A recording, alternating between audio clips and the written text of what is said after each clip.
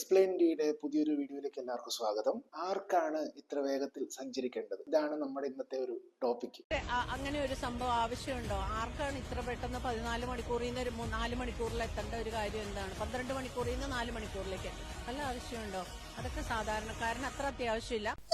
അപ്പൊ തന്നെ എല്ലാവർക്കും മനസ്സിലായിട്ടുണ്ടാവും നമ്മൾ പറയാൻ പോകുന്നത് കേരളത്തിലെ സെമി ഹൈ സ്പീഡ് റെയിൽവേ കോറിഡോറായിട്ടുള്ള silver line Thiruvananthapuram to Kasaragod ലൈനിനെ പറ്റിയിട്ടാണ് നമ്മൾ സംസാരിക്കാം. അപ്പൊ ഇതിനു മുമ്പ് നമുക്ക് ഇതിന്റെ ഒരു ബേസിക് ഹിസ്റ്ററി ഒന്ന് അറിഞ്ഞിരിക്കേണ്ടത് വളരെ ഇമ്പോർട്ടന്റ് ആണെന്ന് തോന്നുന്നു. ഇന്ത്യയിലെ സെമി ഹൈ സ്പീഡ് അല്ലെ ഹൈ സ്പീഡ് റെയിൽവേനെ പറ്റിയുള്ള ചർച്ചകൾ തുടങ്ങുന്നത് ഒരു 85-ന് ശേഷമാണ്. 1985-ന് ശേഷമാണ് RDSO ഇത്തരത്തിലൊരു ഹൈ സ്പീഡ് റെയിൽ കോറിഡോറുകൾ നമ്മളുടെ നാട്ടിൽ ഉണ്ടാവേണ്ടതിന്റെ ആവശ്യകതയെ പറ്റി ചർച്ചകൾ തുടങ്ങുന്നത്.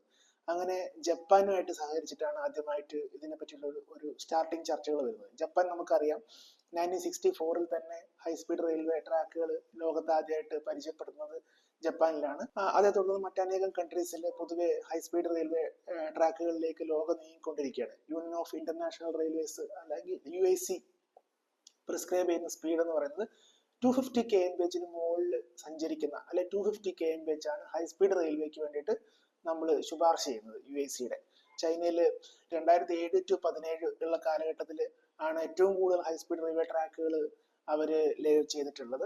ഇപ്പൊ ഏതാണ്ട് 45,000 കിലോമീറ്ററോളം ഹൈ സ്പീഡ് ട്രാക്ക് മാത്രമായിട്ട് ചൈന ചെയ്തുകൊണ്ടിരിക്കുകയാണ്. അപ്പോ ലോകം മുഴുവനും ഇത്തരത്തിലുള്ള ഒരു ട്രാൻസ്പോർട്ടേഷൻ നീഡ്സ് അതൊരു ഇംപ്രൂവ് ചെയ്യേണ്ട ട്രാൻസ്പോർട്ടേഷൻ സിസ്റ്റം ഇംപ്രൂവ് ചെയ്യേണ്ട ഒരു ആവശ്യകത ലോകം മുഴുവനും മനസ്സിലാക്കിക്കൊണ്ടിരിക്കുന്ന ഒരു സമയത്താണ് നമ്മൾ ഈ ഒരു ചർച്ച സ്റ്റാർട്ട് ചെയ്യുന്നത്. അപ്പൊ ഇന്ത്യയില് ഞാൻ പറഞ്ഞു 1980-85 കാലഘട്ടത്തിൽ ഈ ചർച്ച നടത്തി. അങ്ങനെ RDSO ജപ്പാനുമായിട്ട് സഹകരിച്ചുകൊണ്ട് ചില ഫീസിബിലിറ്റി സ്റ്റഡീസ് നടത്തുകയൊക്കെ ചെയ്തു. അന്ന് അവർ കണ്ടുപിടിച്ച കോറിഡോർ മുംബൈ അഹമ്മദാബാദ് കോറിഡോർ തന്നെ ആയിരുന്നു. പക്ഷെ ആ പ്രൊജക്ട് ചെലവ് കൂടുതലാണെന്നുള്ള കാരണം പറഞ്ഞ് ഇന്ത്യൻ ഗവൺമെന്റ് സ്റ്റാൾ ചെയ്യാണ് ഉണ്ടായിരുന്നത്. അതിനുശേഷം ഹൈ സ്പീഡ് റെയിൽവേ ഏത് ഗേജിൽ വേണമെന്നുള്ള ചർച്ചകൾ വന്നു. അത് ബ്രോഡ് ഗേജിൽ വേണോ സ്റ്റാൻഡേർഡ് ഗേജിൽ വേണോ എന്നുള്ള ചർച്ചകൾ വന്നു. യൂണിക് ഗേജ് സിസ്റ്റത്തിലേക്ക് നമ്മുടെ രാജ്യം പോയി. രാജ്യത്തുള്ള എല്ലാ റെയിൽവേ ലൈനുകളും ഒരേ ഗേജിലായിരിക്കണം എന്നുള്ള ചർച്ചകളിലേക്ക് പോയി. ഇതൊക്കെ കൊണ്ട് തന്നെ കുറച്ചു കാലം കൂടെ ഈ പറഞ്ഞ ഹൈ സ്പീഡ് റെയിൽവേ ഇംപ്ലിമെന്റ് ചെയ്യാൻ വേണ്ടിയിട്ട് നമ്മൾ കുറച്ചും കൂടി ലേറ്റായി. എന്നിരുന്നാലും 2016 കൂടിയിട്ട് Mumbai Ahmedabad high speed rail corridor project start ചെയ്യുന്നതാണ് നമ്മൾ പിന്നീട് കാണുന്നത്. ഇപ്പോൾ അതിന്റെ കൺസ്ട്രക്ഷൻ പാതയിലാണ്. ഓൾമോസ്റ്റ് ഡെയിലി അപ്ഡേറ്റ്സ് കണ്ടു കഴിഞ്ഞാൽ ഓൾമോസ്റ്റ് ഒരു 2-3 ഇയേഴ്സിനുള്ളിൽ മുംബൈ അഹമ്മദാബാദ് കോറിഡോർ നമുക്ക് സ്റ്റാൻഡേർഡ് ഗേജിൽ തന്നെ ഹൈ സ്പീഡ് ട്രാക്ക് ആയിട്ട് ഇന്ത്യയിലെ ആദ്യത്തെ high speed track 350 kmph design സ്പീഡുള്ള ഒരു ഹൈ സ്പീഡ് ട്രാക്ക് ആയിട്ട് നമുക്ക് ലഭിക്കാൻ പോവുകയാണ്. നമ്മൾ ഹൈ സ്പീഡ് റെയിലിനെ പറ്റി ആദ്യമായിട്ട് കാണുന്നത് ഇന്ത്യ വിഷൻ 2020 എന്ന് പറഞ്ഞൊരു ഡോക്യുമെന്റ് പാർലമെന്റിൽ സബ്മിറ്റ് ചെയ്തിട്ടുണ്ടായിരുന്നു. അതിനകത്താണ് ഹൈ സ്പീഡ് ട്രാക്കിനെ പറ്റി ആദ്യമായിട്ട് സംസാരിക്കുന്നത്. അതിനകത്ത് ഈ പറഞ്ഞ മുംബൈ അഹമ്മദാബാദ് കോറിഡോർ കൂടാതെ ഒരു 6 റെയിൽവേ കോറിഡോറുകൾ അവര് പറഞ്ഞിട്ടുണ്ടായിരുന്നു. അതില് 5ാമത്തത് ചെന്നൈ ബാംഗ്ലൂർ എറണാകുളം കോറിഡോറാണ്. 6ാമത്തത് തിരുവനന്തപുരം എറണാകുളം കോറിഡോർ ആയിരുന്നു. അതിലാണ് ആദ്യമായിട്ട് നമ്മുടെ കേരളത്തിലെ ഒരു section railway corridor high speed ആക്കണം എന്നുള്ള ഫസ്റ്റ് നിർദ്ദേശമുള്ള ഡോക്യുമെന്റ് എന്നത് വിഷൻ 2020 ഇന്ത്യൻ റെയിൽവേ പുറത്തിറക്കിയ ഡോക്യുമെന്റിലാണ് ആ ഒരു സെക്ഷൻ ഉള്ളത്. അതിനുശേഷം പ്രധാനപ്പെട്ട ഒരു ചേഞ്ച് വരുന്നത് അതിനകത്തുനിന്ന് ഓട്ടോമാറ്റിക്കലി റെയിൽവേ അല്ലെങ്കിൽ ഇന്ത്യൻ റെയിൽവേയും അതുപോലെ തന്നെ ഗവൺമെന്റ് ഓഫ് ഇന്ത്യയും സെലക്ട് ചെയ്തത് ഈ പറഞ്ഞ മുംബൈ അഹമ്മദാബാദ് കോറിഡോർ ആണ്. അതിനുശേഷം സംഭവിച്ച ഒരു ഇവന്റ് എന്താന്ന് വെച്ച് കഴിഞ്ഞാൽ 2020 നമ്മളുടെ ഒരു നാഷണൽ റെയിൽ പ്ലാൻ 2030 എന്ന് പറഞ്ഞിട്ട് ഇന്ത്യൻ റെയിൽവേ വളരെ വിശദമായിട്ട് 2050 കൂടി എങ്ങനെയായിരിക്കണം നമ്മുടെ ഭാരതത്തിലെ റെയിൽവേ നെറ്റ്വർക്ക് പ്രവർത്തിക്കേണ്ടതെന്നും എന്തൊക്കെ അപ്ഗ്രേഡേഷൻ ആണ് ഓരോ സെക്ഷനിലും റെയിൽവേ ഉദ്ദേശിക്കുന്നതെന്നും ഏതൊക്കെ തരത്തിലാണ് നമ്മളുടെ ട്രാഫിക് അവര് അക്കംപ്ലിഷ് ചെയ്യാൻ ഉദ്ദേശിക്കുന്നതെന്നും നമ്മളുടെ ഫ്രൈറ്റ് ഷെയർ എങ്ങനെയായിരിക്കും, പാസഞ്ചർ ഷെയർ എങ്ങനെയായിരിക്കും തുടങ്ങിയ എല്ലാ കാര്യങ്ങളും വളരെ ഇൻഡെപ്ത് ആയിട്ട് ചർച്ച ചെയ്തുകൊണ്ടാണ് ഈ പറഞ്ഞ നാഷണൽ റെയിൽ പ്ലാൻ 2030 അവര് ഇന്ത്യൻ റെയിൽവേ പുറത്തിറക്കിയത്.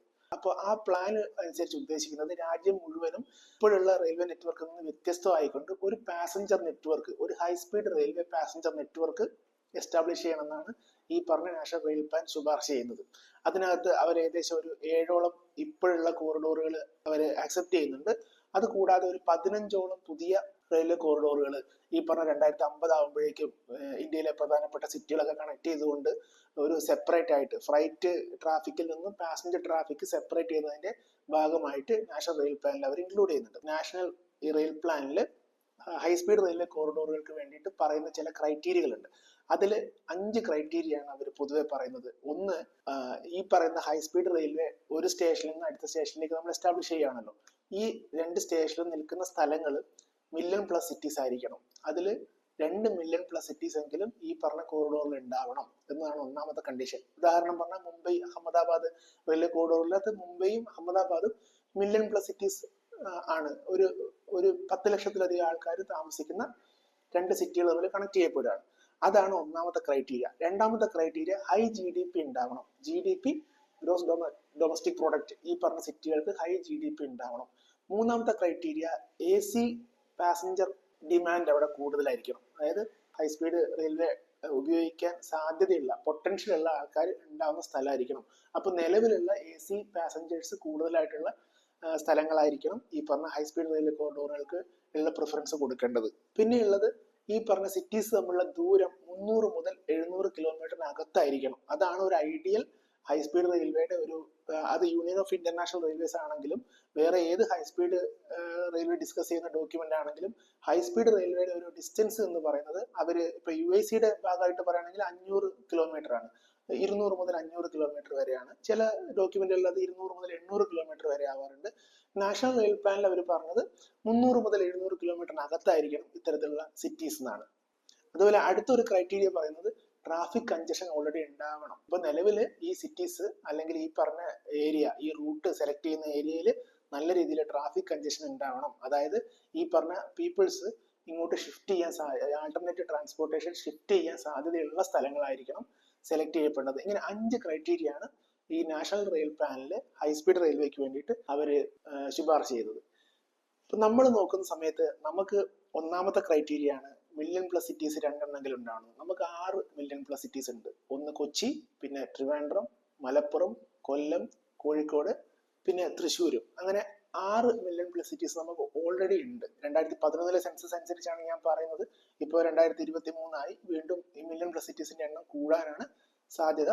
അതാണ് ഒന്നാമത്തെ ക്രൈറ്റീരിയ. നമ്മൾ ഫുള്ളി സാറ്റിസ്ഫൈഡ് ആണ്. രണ്ടാമത്തെ ക്രൈറ്റീരിയ AC പാസഞ്ചേഴ്സിന് വില്ലിംഗ് ആയിരിക്കണം.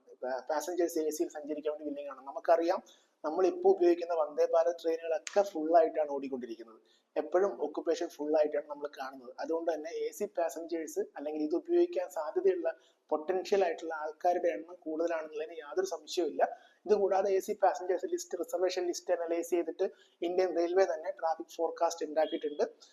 പിന്നെയുള്ളത് ട്രാഫിക് കൺജഷൻ കൂടുതലായിരിക്കണം എന്നാണ്. ഓഫ് കോഴ്സ് കേരളത്തിലെ ട്രാഫിക് കൺജഷനെ പറ്റിയിട്ട് ഞാൻ പൊതുവെ എടുത്തു പറയേണ്ട ആവശ്യമില്ല.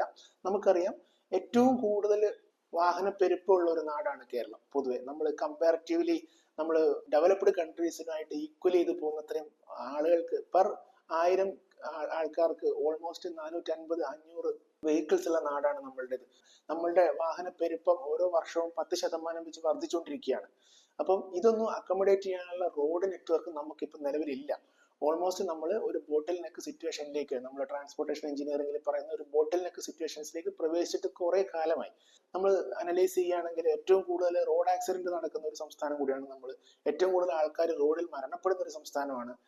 നമ്മൾ ഉത്തർപ്രദേശോ അല്ലെങ്കിൽ തമിഴ്നാടോ ഒക്കെ ആയിട്ടാണ് നമ്മളത് കമ്പയർ ചെയ്യുന്നത്. റോഡ് ആക്സിഡന്റ് എണ്ണം ഓൾമോസ്റ്റ് 40,000 റോഡ് ആക്സിഡന്റുകളൊക്കെയാണ് ഒരു വർഷം നമ്മുടെ നാട്ടിൽ നടക്കുന്നത്. നമ്മൾ UPയോ തമിഴ്നാടോ ഒക്കെ വെച്ച് കമ്പയർ ചെയ്യുമ്പോൾ അവരെക്കാൾ വളരെ ചെറിയൊരു സ്റ്റേറ്റ് ആണ് നമ്മൾ. അവരുടെ റോഡ് നെറ്റ്വർക്ക് വളരെ വലുതാണ്.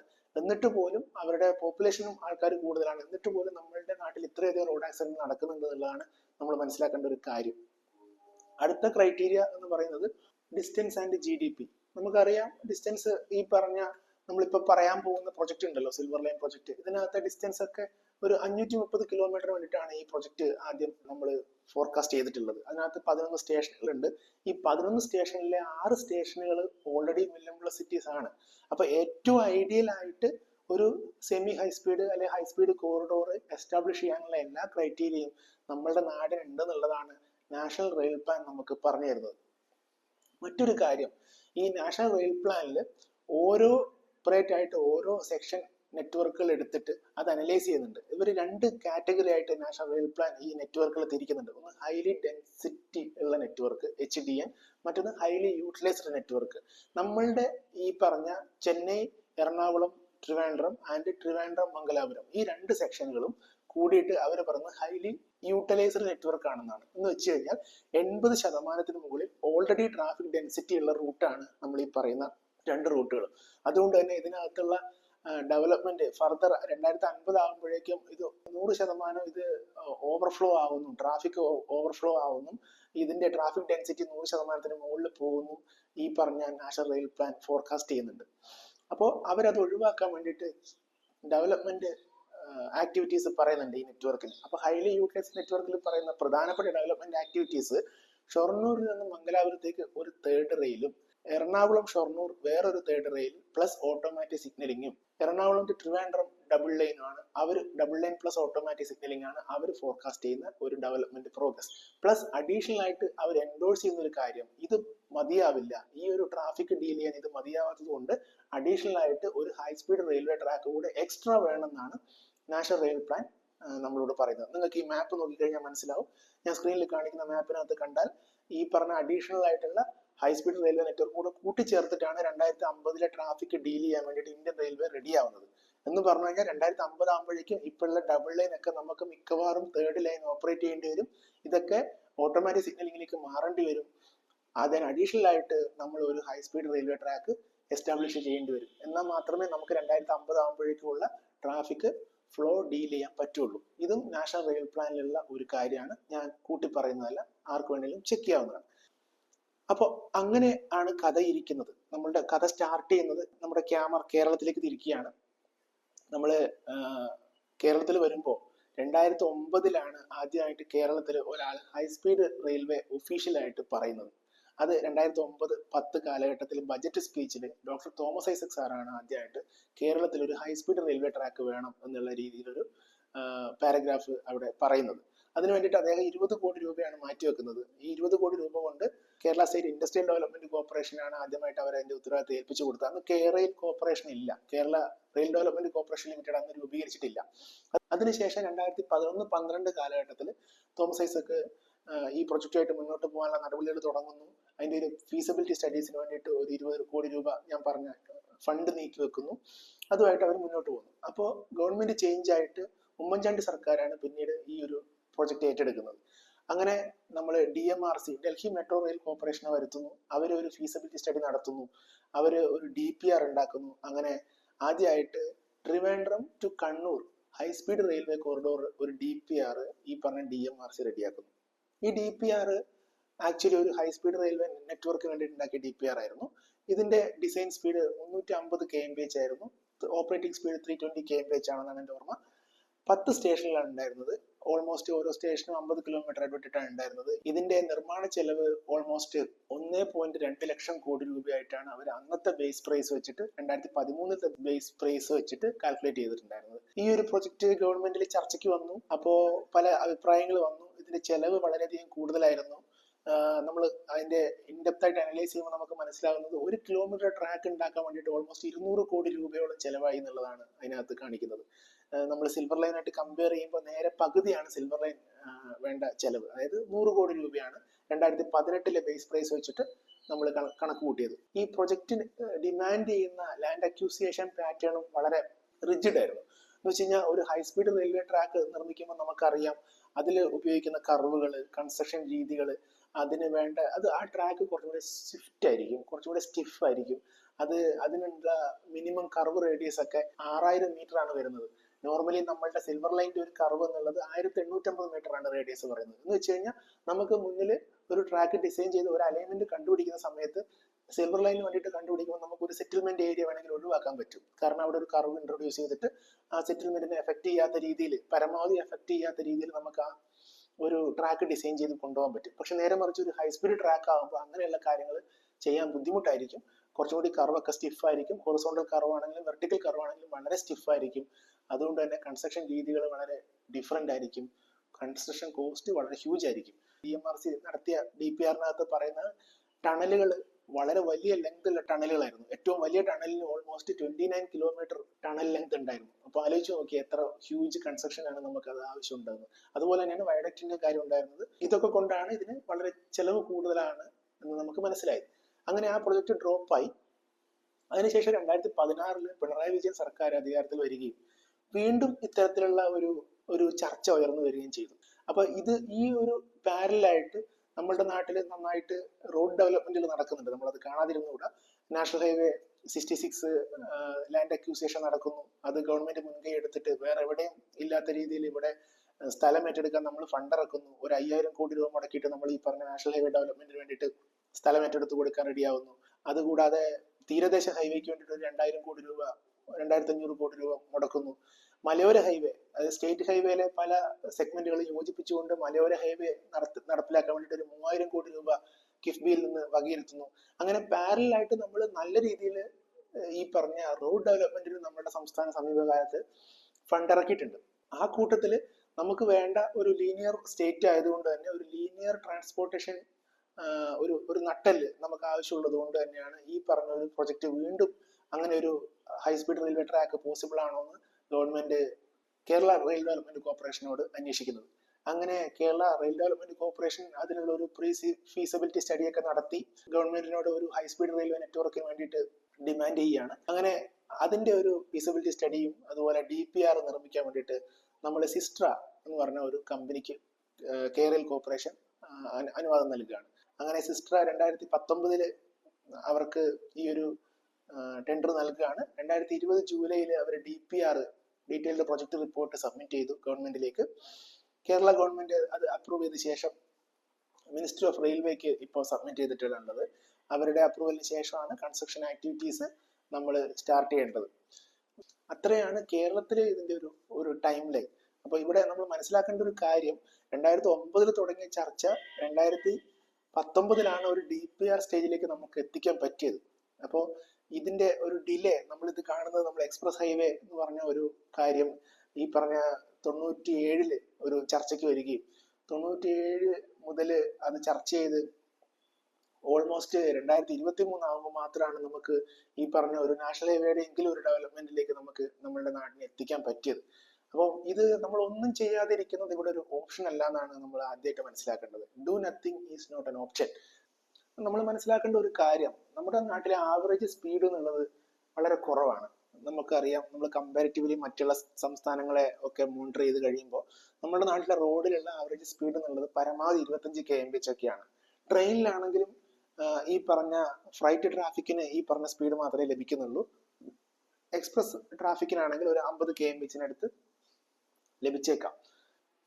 കേരള കോർപ്പറേഷൻ ഈ ഒരു സിൽവർ ലൈൻ പ്രൊജക്റ്റുമായിട്ട് മുന്നോട്ട് പോകുന്ന സമയത്ത് ഇതിന്റെ ഒരു ഫീസിബിലിറ്റി സ്റ്റഡിയുടെ ഭാഗമായിട്ട് ഒരു എൻവയോൺമെന്റൽ ഇമ്പാക്ട് അസസ്മെന്റ് നടത്തുകയുണ്ടായി. പൊതുവെ നമ്മൾ മൾട്ടിനാഷണൽ കമ്പനികളിൽ നിന്ന് കടമെടുത്തൊക്കെ ചെയ്യുന്ന പ്രൊജക്റ്റുകളാകുമ്പോൾ ഈ പറഞ്ഞ ഒരു എൻവയോൺമെന്റൽ ഇമ്പാക്ട് അസസ്മെന്റും എൻവയോൺമെന്റൽ മാനേജ്മെന്റ് പ്രോഗ്രാം ഒക്കെ നമ്മൾ ആ പ്രൊജക്റ്റിൽ കാണിക്കേണ്ടതുണ്ട്. ഇപ്പൊ ഇന്ത്യയിലാണെങ്കിൽ ഇത്തരത്തിൽ റെയിൽവേ പ്രൊജക്റ്റുകൾക്ക് എൻവയോൺമെന്റൽ അസസ്മെന്റ് ആവശ്യമില്ല, എൻവയോൺമെന്റൽ ക്ലിയറൻസും ആവശ്യമില്ല. കാരണം റെയിൽവേ പ്രൊജക്റ്റുകൾ പൊതുവെ എൻവയോൺമെന്റലി ഫ്രണ്ട്ലി ആണ് നമ്മൾ അനലൈസ് ചെയ്യുമ്പോൾ മനസ്സിലാകുക. ഒരു കാറ് പുറപ്പെടുവിക്കുന്നതിന്റെ കാർബൺ ഡൈ ഓക്സൈഡിന്റെ 10% മാത്രമേ ആക്ച്വലി ഒരു ഹൈസ്പീഡ് റെയിൽ പുറപ്പെടുവിക്കാൻ സാധ്യതയുള്ളൂ അതിന്റെ വർക്കിംഗ് ഫേസിൽ. അതുകൊണ്ടാണ് ഇന്ത്യയിലെ റെയിൽവേ പ്രൊജക്റ്റുകൾക്ക് ഇത് ആവശ്യമില്ല എന്ന് നമ്മൾ പറയുന്നത്. എന്നിരുന്നാലും ഈ ഒരു റാപ്പിഡ് എൻവയോൺമെന്റൽ ഇമ്പാക്ട് അസസ്മെന്റ് കേരള കോർപ്പറേഷൻ നടത്തുകയും അത് അവരുടെ സൈറ്റിൽ പബ്ലിഷ് ചെയ്യുന്നതിനോടനുബന്ധിച്ചാണ് ഇതേപ്പറ്റിയുള്ള ചർച്ചകൾ കേരളത്തിൽ ലൈവ് ആവുന്നത്. അന്നത്തെ ഒരു കാലഘട്ടത്തിൽ നമ്മൾ 2018-19 പ്രളയമൊക്കെ അനുഭവിച്ച് വളരെ ഫ്രൈറ്റൻഡ് ആയിട്ടുള്ള, നമ്മളുടെ ലാൻഡ് ഒരു ഫ്രജൈൽ ലാൻഡ് ആണെന്നുള്ള ഒരു ഐഡിയയിൽ നിൽക്കുന്ന സമയത്താണ് ഈ ഒരു ചർച്ച ഉയർന്നു വരുന്നത്. അതുകൊണ്ട് തന്നെ ചർച്ച ചെയ്യുന്നതിന്റെ ബേസ് ഗ്രൗണ്ടിൽ ഈ പറഞ്ഞ പ്രൊജക്റ്റിനെ എതിർത്ത് ഇതൊരു എൻവയോൺമെന്റലി വളരെ ഡാമേജ് ചെയ്യുന്ന ഒരു പ്രൊജക്റ്റ് ആണെന്നുള്ള രീതിയിലുള്ള പ്രചരണത്തിന് വളരെ പെട്ടെന്ന് തന്നെ കേരളത്തിലെ സമൂഹത്തിൽ ഒരു അറ്റൻഷൻ കിട്ടുകയുണ്ടായി. നേരെ മറിച്ച് ഇതിനെതിരെയുള്ള കൗണ്ടർ മെഷേഴ്സ് അല്ലെങ്കിൽ ഇതിനെതിരെയുള്ള എന്താണ് ഈ പ്രൊജക്റ്റ് എന്നും ഈ പ്രൊജക്റ്റ് ഉണ്ടാക്കുന്ന എൻവയോൺമെന്റൽ ഡാമേജ് ഇത് ഉണ്ടാക്കുന്ന ബെനിഫിറ്റിനേക്കാൾ വളരെയധികം കുറവാണെന്നൊക്കെ നമുക്ക് പറഞ്ഞ് മനസ്സിലാക്കാനുള്ള ഒരു സ്പേസ് ഇല്ലാതെ പോയി. അല്ലെങ്കിൽ അത് കോംപ്ലിക്കേറ്റഡ് ആയ ഒരു ടോപ്പിക്കായിട്ട് എപ്പോഴും പൊതുജനത്തിന് ഫീൽ ചെയ്തു എന്നുള്ളതാണ് സത്യം. അതിനൊരു കാരണം ഈ റെയിൽവേയുടെ ഒരു രീതി തന്നെയാണ്. റെയിൽവേയിൽ പൊതുവെ അനേകം ഡിപ്പാർട്ട്മെന്റുകൾ ഒരുമിച്ച് കൂട്ടിയിട്ടുള്ള ഒരു സിസ്റ്റമാണ് റെയിൽവേ. നമ്മൾ എഞ്ചിനീയറിംഗ് ഡിപ്പാർട്ട്മെന്റ് എന്ന് പറയുന്നത് ജസ്റ്റ് ബേസിക് ട്രാക്ക്, അതിന്റെ സ്ട്രക്ചർ, അതിന്റെ കൂടെയുള്ള സ്റ്റേഷൻസ്, ഇതൊക്കെയാണ് നമ്മൾ പൊതുവെ എഞ്ചിനീയറിംഗ് ഡിപ്പാർട്ട്മെന്റിന്റെ പരിധിയിൽ വരുന്ന കാര്യങ്ങൾ. അതിന്റെ സിവിൽ എഞ്ചിനീയറിംഗ് കൺസ്ട്രക്ഷൻസ് മാത്രമാണ്. നേരെ മറിച്ച് ഇലക്ട്രിക്കൽ ഡിപ്പാർട്ട്മെന്റ് ഇലക്ട്രിക്കൽ ആയിട്ടുള്ള ഡിഫറെന്റ് ആയിട്ടുള്ള OH ഓവർഹെഡ് എക്യുപ്മെന്റ് അല്ലെങ്കിൽ ഇലക്ട്രിക്കൽ ലോക്കോമോട്ടീവ്സ്, ഇങ്ങനെയുള്ള കാര്യങ്ങളാണ് ഇലക്ട്രിക്കൽ ഡിപ്പാർട്ട്മെന്റ് ഡീൽ ചെയ്യുന്നത്. ഇങ്ങനെ സിഗ്നലിംഗ് ഡിപ്പാർട്ട്മെന്റ് ആണെങ്കിൽ റെയിൽവേ സിഗ്നലിംഗ് ആയിട്ട് ബന്ധപ്പെട്ടുള്ള ചില ഇന്റർലോക്കിംഗ്, അതിന്റെ സേഫ്റ്റി ആസ്പെക്ട്, ഇതൊക്കെയാണ് അവർ ഡീൽ ചെയ്യുന്നത്. അങ്ങനെ കൊമേഴ്ഷ്യൽ ആക്ടിവിറ്റീസ് ഡീൽ ചെയ്യാൻ ഒരു department, in case operating department വേറെയാണ്. ഇവർക്കൊന്നും പരസ്പരം എന്താണ് ചെയ്യുന്നതെന്ന് പോലും അറിയത്തില്ല. ഈ ഒരു ഓപ്പറേറ്റിംഗ് ഡിപ്പാർട്ട്മെന്റിലെ ഒരാൾക്ക് എഞ്ചിനീയറിംഗ് ഡിപ്പാർട്ട്മെന്റിൽ എന്താണ് നടക്കുന്നതിനെ പറ്റി വലിയ ധാരണയൊന്നും ഉണ്ടാവാൻ ചാൻസ് ഇല്ല. അതിന്റെ ടെക്നിക്കൽ സൈഡ് എന്താണ്, അതിൻ്റെ അകത്തെ എൻവയോൺമെന്റൽ ഇഷ്യൂസ് എന്താണ്, ഇതൊക്കെ സബ്ജക്റ്റ് എക്സ്പേർട്സിന് ആ ഒരു പ്രത്യേക സബ്ജക്റ്റിൽ മാത്രമേ ധാരണ ഉണ്ടാവൂ എന്നുള്ളത് കൊണ്ട് ഒരു DPR പോലെ അല്ലെങ്കിൽ ഇതുപോലെ ഒരു മെഗാ പ്രൊജക്ട് ചർച്ച ചെയ്യുന്ന സമയത്ത് ഇത്തരത്തിലുള്ള പല സബ്ജക്റ്റുകളും ഇന്റർ കണക്റ്റഡ് ആയിട്ട് വരുന്ന സമയത്ത് ജനറൽ പബ്ലിക്കിന് അതിന്റെ ഒരു ധാരണ ഉണ്ടായി കൊടുക്കാൻ നമുക്ക് പറ്റിയിട്ടില്ലെന്നുള്ളതാണ് സത്യം. അതുപോലെ ടെക്നിക്കൽ ജാർഗൺസ് ധാരാളം ഉപയോഗിച്ചു. DPR എന്ന് പറയുന്നു, അല്ലെങ്കിൽ സ്റ്റാൻഡേർഡ് ഗേജ് എന്ന് പറയുന്നു, ടിൽറ്റിംഗ് ട്രെയിൻ എന്ന് പറയുന്നു. അങ്ങനെ പുതിയ പുതിയ വേർഡ്സ് കേരള സമൂഹത്തിലേക്ക് ഓരോ ദിവസവും ഇൻട്രൊഡ്യൂസ് ചെയ്തുകൊണ്ട് ഇതിന്റെ ഒന്നും ആവശ്യമില്ല, നമ്മളിതൊരു അനാവശ്യ ചെലവാണ്, എന്തുകൊണ്ടാണ് ഇത്രയധികം മെറ്റീരിയൽസ് ഉപയോഗിച്ചുകൊണ്ട്, ഇതിനുള്ള മെറ്റീരിയൽസ് നമ്മൾ വെസ്റ്റേൺ ഘാട്ട് തകർത്തിട്ടാണ് എടുക്കാൻ പോകുന്നത്, ഈ പ്രളയം കൊണ്ടൊന്നും നമ്മൾ പഠിച്ചില്ലേ, തുടങ്ങിയ കാര്യങ്ങളിൽ പ്രൊപ്പഗാൻഡ വളരെ ഈസി ആയിട്ട് വർക്കൗട്ടായി. അപ്പൊ നമ്മൾ ചെയ്യാൻ പോകുന്നത് എന്താണെന്ന് വെച്ച് കഴിഞ്ഞാൽ, തുടർന്നുള്ള വീഡിയോകളിൽ ഇത്തരത്തിലുള്ള ഓരോ പ്രൊപ്പഗാൻഡകളും എടുത്തുകൊണ്ട് എന്താണ് സിൽവർ ലൈൻ പ്രൊജക്റ്റുമായി ബന്ധപ്പെട്ട് ആ പ്രൊപ്പഗാൻഡകൾ എങ്ങനെയാണ് വർക്കൗട്ട് ആയത്, അതിന്റെ ടെക്നിക്കൽ സൈഡ് എന്തായിരുന്നു, അതിനകത്ത് ഈ പറഞ്ഞ പേടിപ്പിക്കൽ പോലെയുള്ള പ്രശ്നങ്ങൾ ഉണ്ടായിരുന്നു, യഥാർത്ഥത്തിൽ ഈ സിൽവർ ലൈൻ ഒരു എൻവയോൺമെന്റലി ഡേഞ്ചറസ് ആയിട്ടുള്ള ഒരു പ്രൊജക്റ്റ് ആയിരുന്നു, അല്ല എൻവയോൺമെന്റൽ ഫ്രണ്ട്ലി ആയിരുന്നു, തുടങ്ങിയ കാര്യങ്ങളൊക്കെയാണ് നമ്മൾ ഈ ഒരു തുടർന്നുള്ള വീഡിയോസിൽ ചർച്ച ചെയ്യാൻ പോകുന്നത്. അപ്പൊ എല്ലാവരും വീഡിയോ ലൈക്ക് ചെയ്യുക. തുടർന്ന് വരുന്ന വീഡിയോകൾക്ക് നിങ്ങൾക്ക് ആവശ്യമുള്ള ടോപ്പിക്കുകൾ എന്താണെന്നുള്ളത് കമന്റ് ചെയ്യുക. ആ ടോപ്പിക്കുകൾ എടുത്തുകൊണ്ട് നമുക്ക് ചർച്ച ചെയ്യാം. ഇത് വളരെ ഓപ്പൺ ആയിട്ട് ഇതിനോടുള്ള എതിർപ്പുകൾ പ്രകടിപ്പിക്കാനുള്ള അവസരം കൂടിയാണ്. എതിർപ്പുകൾ ഉണ്ടാവും, സ്വാഭാവികമാണ്. ഇത്തരത്തിലുള്ള ഒരു പ്രൊജക്ട് വരുന്ന സമയത്ത് 100% ആൾക്കാരെ കൺവിൻസ് ചെയ്തുകൊണ്ടല്ല ഇത്തരത്തിലുള്ള പ്രൊജക്റ്റുകൾ പൊതുവെ നമ്മുടെ നാട്ടിൽ നടപ്പിലാക്കാറുള്ളത്. അത് നമുക്ക് വലിയ പ്രൊജക്റ്റുകൾ എടുത്തു കഴിഞ്ഞാൽ ഇപ്പൊ കൂടംകുളം ആണവ നിലയം വരുന്ന സമയത്ത് വളരെ വലിയ എതിർപ്പുകൾ നമ്മുടെ നാട്ടിൽ ഉണ്ടായ ഒരു സിറ്റുവേഷൻ നമുക്കറിയാം. പക്ഷെ ഇന്നിപ്പോ നമ്മൾ അവിടെ നിന്നുള്ള വൈദ്യുതി നമ്മളുടെ പവർ ഗ്രിഡ് വഴി നമ്മൾ ഉപയോഗിക്കുന്നുണ്ട്. അപ്പൊ അത്തരത്തിലുള്ള ഒരു പ്രൊജക്റ്റിനെ നമുക്ക് ടോട്ടലായിട്ടൊരു ഭീതി ഒരു രീതിയിൽ കാണാതെ എന്താണ് അതിനകത്ത് നടക്കുന്നത്, അത് നമുക്ക് ഡേഞ്ചറസ് ആയിട്ടുള്ള കാര്യങ്ങൾ എന്തൊക്കെയാണ്, നമ്മൾ അതിനുള്ള പ്രിക്കോഷൻസ് എന്തൊക്കെ എടുക്കണം, ആ രീതിയിൽ കൺസ്ട്രക്റ്റീവ് ആയിട്ട് വേണം നമ്മൾ ഒരു പ്രൊജക്റ്റിനെ അപ്രോച്ച് ചെയ്യാൻ. ഞാൻ ആദ്യമേ പറഞ്ഞു, ഒന്നും ചെയ്യാതിരിക്കുന്നത് ഒരു ഓപ്ഷൻ അല്ല. നമ്മളിപ്പം പോലും വളരെയധികം വൈകിപ്പോയ സാഹചര്യമാണ്. ഇന്ത്യൻ പോപ്പുലേഷൻ ഡെൻസിറ്റി എടുത്തു കഴിഞ്ഞാൽ ഒരു സ്ക്വയർ കിലോമീറ്ററിൽ ഓൾമോസ്റ്റ് 350-400 പേരാണ് ഇന്ത്യയിൽ ജീവിക്കുന്നത്. എന്നാൽ കേരളത്തിലേക്ക് വരുമ്പോഴത്തേക്ക് അത് ഇരട്ടിയായിട്ട് മാറാണ്. 850 ഒക്കെയാണ് കേരളത്തിൽ. 850 പേരാണ് ഒരു സ്ക്വയർ കിലോമീറ്റർ തിങ്ങി നിറഞ്ഞിരിക്കുന്നത്. അപ്പൊ കേരളത്തിൽ ഒരു സിറ്റി തുടങ്ങിയിട്ട് അടുത്ത സിറ്റിക്ക് ഇടയിൽ വലിയ സ്പേസുകളൊന്നുമില്ല. നമ്മളത് കണ്ടിന്യൂസ് ആയിട്ട് ഒരു ഫുൾ സിറ്റി ആയിട്ടാണ് കേരളത്തെ കാണേണ്ടത്. നമുക്ക് ഈ ഒരു മാപ്പ് ഞാനിവിടെ ഡിസ്പ്ലേയിൽ ഇടുന്നുണ്ട്. ഈ മാപ്പ് നോക്കിയാൽ മനസ്സിലാവും കേരളം മുഴുവനായിട്ട് ഒരു സിറ്റിയാണ്. അപ്പൊ ഈ സിറ്റിക്ക് അകത്ത് നമ്മൾ വെർട്ടിക്കലായിട്ടും ഹൊറിസോണ്ടലായിട്ടും ട്രാൻസ്പോർട്ടേഷൻ സൗകര്യങ്ങൾ ഏർപ്പെടുത്തുകയും ഒരു സ്ഥലത്ത് നിന്ന് മറ്റൊരു സ്ഥലത്തേക്ക് ഈസി ആയിട്ട് ആൾക്കാരെ കൊണ്ടുപോവുകയും ചെയ്തെങ്കിൽ മാത്രമേ നമുക്ക് ഒരു ഫർദർ ഡെവലപ്മെന്റ് നമ്മുടെ സ്റ്റേറ്റിൽ ഉണ്ടാക്കാൻ പറ്റുള്ളൂ. മറ്റൊരു കാര്യം ചൂണ്ടിക്കാണിക്കുന്നത്, കേരളത്തിലെ ലാൻഡ് യൂസ് പാറ്റേൺ നിങ്ങൾ ശ്രദ്ധിച്ചു കഴിഞ്ഞാൽ മനസ്സിലാവും. നമുക്ക് ഒരു 30% വെസ്റ്റേൺ ഘാട്ട് ഉണ്ട്, അതുപോലെ തന്നെ 30% പ്രൊട്ടക്റ്റഡ് ഏരിയാസ് ഉണ്ട്, അത് കഴിഞ്ഞ് കോസ്റ്റൽ റെഗുലേഷൻ സോണുകൾ ഉണ്ട്. ഇതൊക്കെ കഴിഞ്ഞിട്ട് നമുക്ക് കൺസ്ട്രക്ഷന് വേണ്ടിയിട്ട് ബിൽറ്റപ്പ് ഏരിയയ്ക്ക് വേണ്ടിയിട്ട് വളരെ ചെറിയ ലാൻഡ് മാത്രമേ നമുക്ക് ഇനി ബാക്കിയുള്ളൂ. ടോട്ടൽ ബിൽറ്റപ്പ് ഏരിയ തന്നെ 13% മാത്രമേ ഉള്ളൂ. നമ്മളുടെ അഗ്രികൾച്ചർ ലാൻഡ് ഒക്കെ കഴിഞ്ഞിട്ട് ബാക്കി നമുക്ക് വർക്ക് ചെയ്യാനുള്ള സ്ഥലം വളരെ കുറച്ചാണ്. അപ്പൊ ഈ ഒരു സ്ഥലം ഉപയോഗിച്ചുകൊണ്ട് വേണം നമ്മളുടെ ഈ പറഞ്ഞ ഇത്രയധികം പോപ്പുലേറ്റഡ് ആയിട്ടുള്ള ഒരു സ്ഥലത്ത് നമ്മളൊരു ട്രാൻസ്പോർട്ടേഷൻ സിസ്റ്റം വിഭാവനം ചെയ്യാൻ വേണ്ടിയിട്ട്. അപ്പോൾ ഞാൻ ആദ്യമേ പറഞ്ഞു, റോഡുകൾ ഡെവലപ്പ് ചെയ്തുകൊണ്ടിരിക്കുകയാണ്. ഈ റോഡുകളൊക്കെ പരസ്പരം കണക്റ്റഡ് ആണ്. ഇതൊക്കെ ഒരു സെൻട്രലൈസ്ഡ് ട്രാൻസ്പോർട്ടേഷൻ ഹബിലേക്ക് കൊണ്ടുവന്നിട്ട് ഈ സെൻട്രലൈസ്ഡ് ട്രാൻസ്പോർട്ടേഷൻ ഈ പറഞ്ഞ ഒരു സിൽവർ ലൈൻ പോലത്തെ ഒരു റെയിൽവേ കോറിഡോർ ഉണ്ടാക്കുകയും ഇത് ഉപയോഗിച്ച് door to door transportation time കുറയ്ക്കുകയും ചെയ്യലാണ് നമ്മളുടെ നാട്ടിൽ കൊണ്ടുവരാൻ പറ്റുന്ന ഏറ്റവും നല്ലൊരു വികസന പ്രവർത്തനം എന്നാണ് എനിക്ക് തോന്നുന്നത്. തുടർന്നുള്ള വീഡിയോയിൽ നമുക്ക് സിൽവർ ലൈനിനെതിരെ വന്ന ഓരോരോ എതിർപ്പുകൾ എടുത്ത് പ്രത്യേകം അതിന്റെ ടെക്നിക്കൽ ആസ്പെക്റ്റുകൾ ചർച്ച ചെയ്യാം. Thank you.